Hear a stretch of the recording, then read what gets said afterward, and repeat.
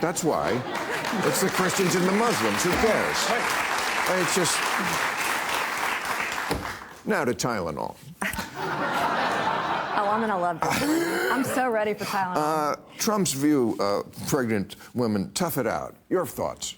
Well, it's not Trump's view. Actually, Well, he said tough it out. Well, no, I mean, there are other pain relievers you can take. I mean, ibuprofen, my understanding, I'm not a doctor and I'm not giving medical advice, right, doesn't hurt your liver as much. But Harvard and other research institutions and universities have said for years that Tylenol there may be a link, there may be causation or causality. And even Tylenol says pregnant women should not take Tylenol. It's not Trump. This is the medical community that's saying this. I don't take Tylenol.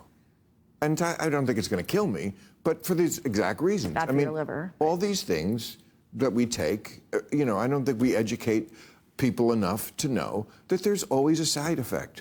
There's always something that happens downriver, especially when you block something in the body. Well, there's going to be an effect. So is it one of the more deleterious ones? I don't think so, but it's not nothing. But to lay this all on Tylenol, and just let me, this is Trump, part of his statement. I hear Cuba, again, not exactly how medical people talk. I hear Cuba doesn't have it because it's very expensive and they don't have the money to have it, or they don't want to spend the money to have it. Oh, they have the money, they just want to spend it on Tylenol. They don't have Tylenol, and I hear they have essentially no autism. Okay, this is like page 1, if you ever took a logic course. Post hoc ergo propter hoc means because of, you don't mix up because of this. When one thing came, what am I trying to say? Something happened before and then something happened after. It doesn't mean there's causality to it. You know, I broke the mirror and then I had bad luck. Doesn't mean because the mirror broke, you had bad luck. But this is what we're going by. RFK says you never see 70-year-olds completely nonverbal. Well, outside of Clarence Thomas, huh? Or Joe Biden. I mean, yeah. But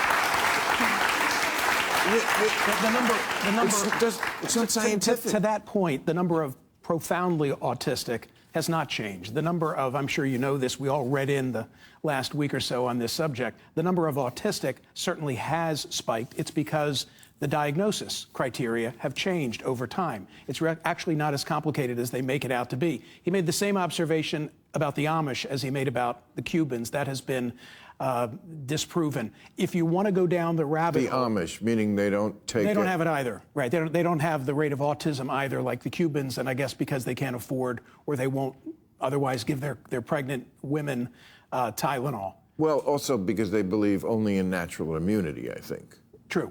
Yeah. Right. So it has something to do with the vaccine theories also. Can I just say one thing? There's a study by Harvard and Mount Sinai, no new data, but it was an analysis of, I think, 46 different studies about a potential link between autism and Tylenol. And the conclusion was that there were some associations, no causation having been determined.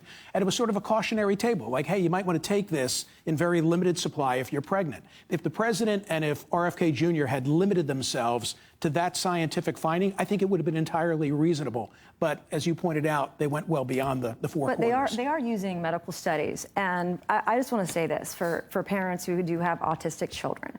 I have a child not diagnosed with autism, but the parents will understand this, with sensory processing disorder. One of my children, every kid who's on the spectrum has it, but not every kid that has it is on the spectrum.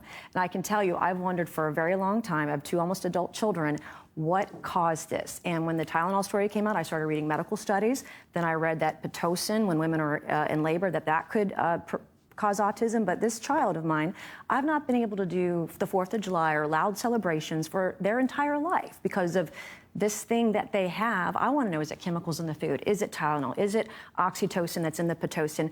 Could it be an amalgamation of things? Yes, like, we should know that, so. Right? I mean, it's important to talk about. I think it's all of it. I think we just live in a very, very toxic culture. And we're all different on the inside. That's why I don't believe in one solution fits all, anything in medicine. But we all are subject to dirty water, dirty air, dirty food. A lot of it we do it to ourselves, and a lot of it we just can't help. And we don't know exactly. I don't know if we'll ever know, but yes, I do. Parents are desperate to know why. And so I appreciate bringing attention to the medical issues. There's a young woman that took too much Tylenol this week and is in critical condition may die from taking it because she did it in spite of Trump. And it's like, we should be protecting our kids and women and kids, and I don't understand it. And, you know, I think we need to have an honest conversation. Looking at the medical studies that you mentioned, Harvard and Mount Sinai, just because Trump said it doesn't mean it's not true. No, absolutely. Yeah, and I don't want to diminish. I hope this chapter doesn't diminish the good work that I think RFK Jr. is doing with